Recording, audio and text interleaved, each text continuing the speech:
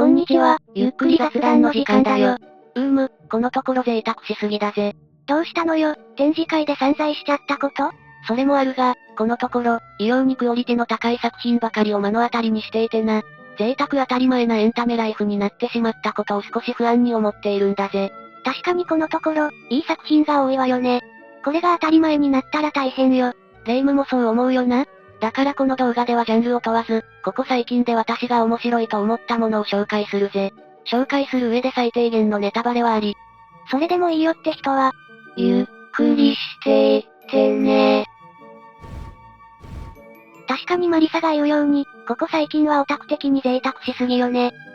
最初に紹介したいフリーレンのクオリティがすごすぎるからな。ファンタジーでこれだけ一般層にまで届いた作品は初めてじゃないか？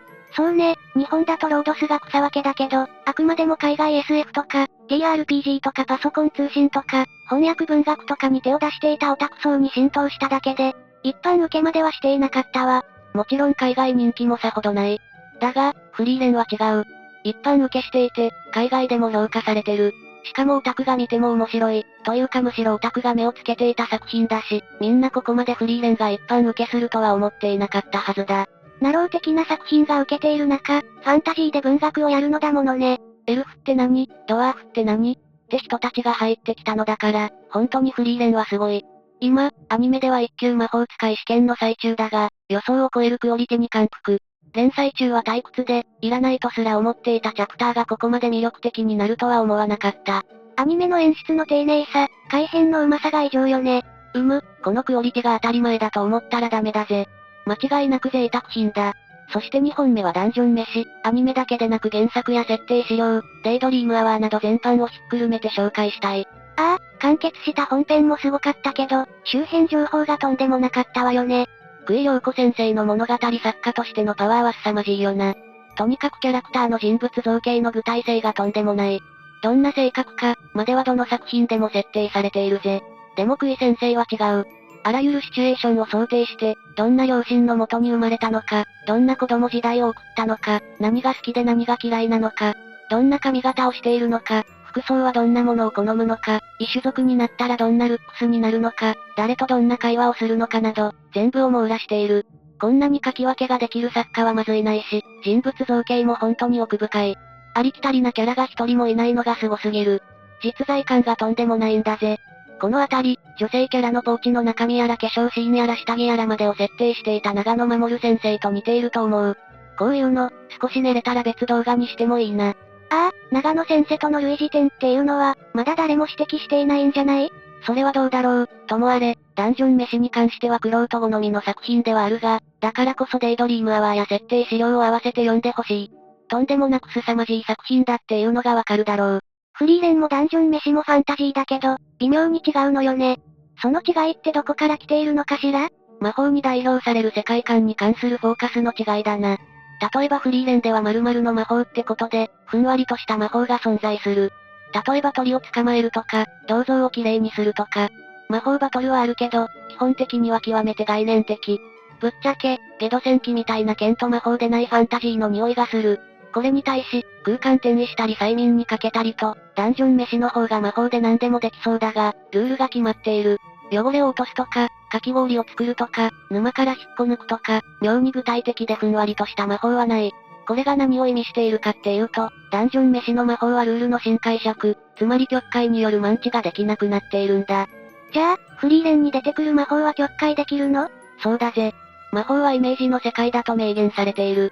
だから鳥を捕まえる魔法なら、イメージ次第で小鳥だけではなくどんな巨鳥、怪鳥でも大丈夫ではないかとか、銅像の汚れを落とす魔法を使えば、銅像であればどんな銅像にどんな汚れがついていても綺麗にできるはずとか、概念がメインの魔法なら曲解できるだろ。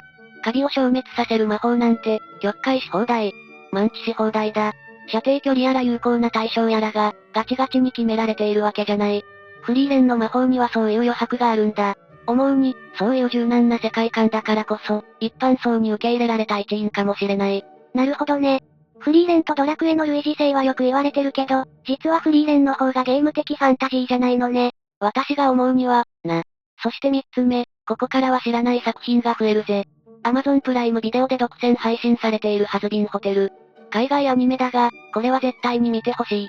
この作品はナスキノコ先生のブログで紹介されていて、知ったんだぜ。私は一気に全部見て、マジで感動してしまった。ルシファーの娘が地獄で罪人を更生させるホテルを運営するって話なんだが、本当に良すぎる。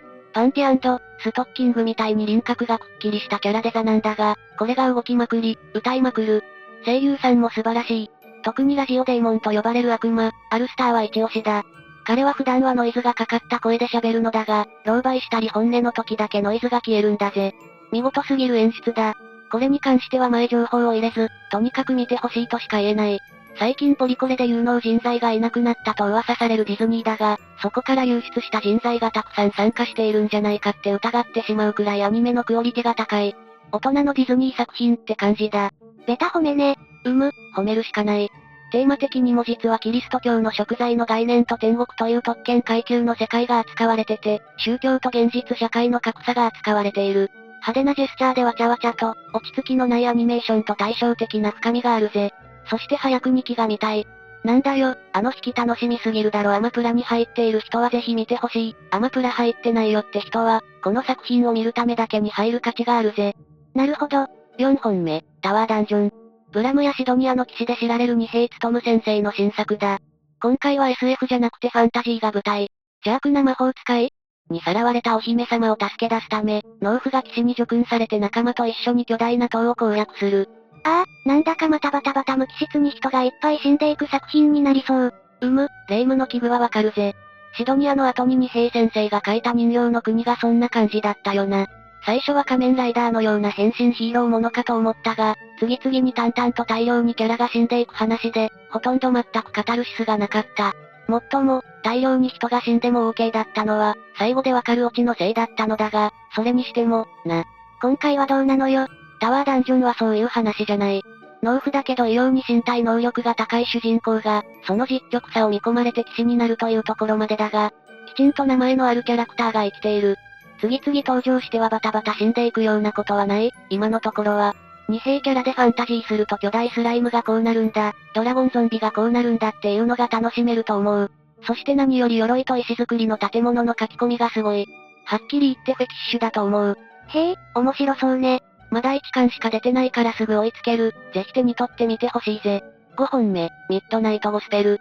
これはネットフリックス独占配信の海外アニメだぜ。2020年の作品なので少し前だが、本当に素晴らしい。ゴスペルって何？ゴスペルっていうのはゴッドスペルが語源のキリスト教音楽で、福音とか福音書って意味もある。だからミッドナイトゴスペルは深夜の福音ってことになる。なんだか宗教チックなアニメね。あえて安っぽい表現を使うなら、めちゃくちゃスピリチュアルだぜ。このアニメの表の筋書きは主人公が壊れた多元宇宙シミュレーターを使ってあちこちの世界に行って配信するというものなのだが、実はアニメーションはただの背景に過ぎない。監督と各分野のスペシャリストが対談している音声がメインで、その背後にアニメーションがあるんだ。何を言っているかわからないかもしれないが、見ればわかる。対談の内容をアニメーションに落とし込んでいるんだ。そして扱っているテーマも薬物や死、魔術、下脱、見取りなどめちゃくちゃ重くて、アニメはサイケデリック。凄まじい密度の作品だと言えるぜ。